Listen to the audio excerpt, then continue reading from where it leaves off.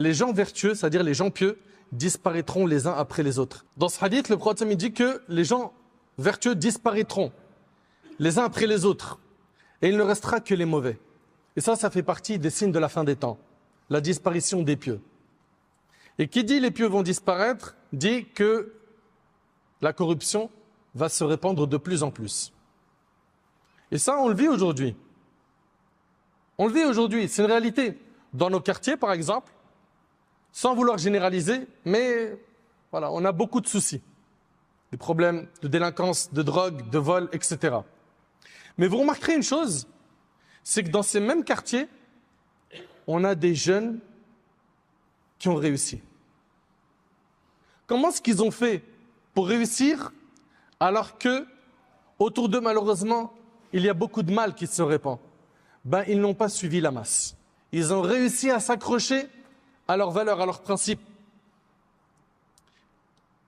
Et c'est ce qui est demandé, c'est de ne pas suivre la majorité des gens, mais plutôt de suivre le Coran et la Sunna du prophète. Selon Hudhayfa radiyallahu anhu, le prophète a mis en garde en disant, écoutez bien, ne suivez pas aveuglement.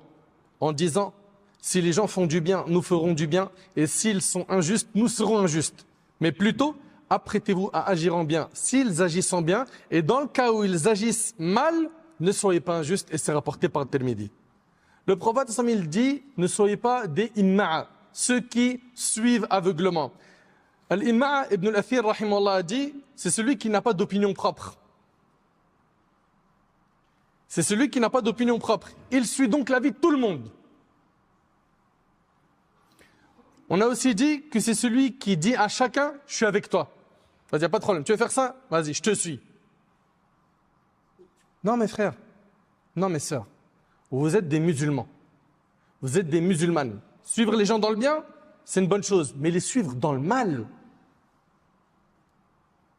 en prétextant, en utilisant comme argument, mais tout le monde le fait. Mais qu'est-ce que tu vas dire à Allah le jour du jugement? Ya Allah, si j'ai fait tel péché, c'est parce que je suivais tout le monde. Franchement. Nos pieux prédécesseurs, rahimahumullah,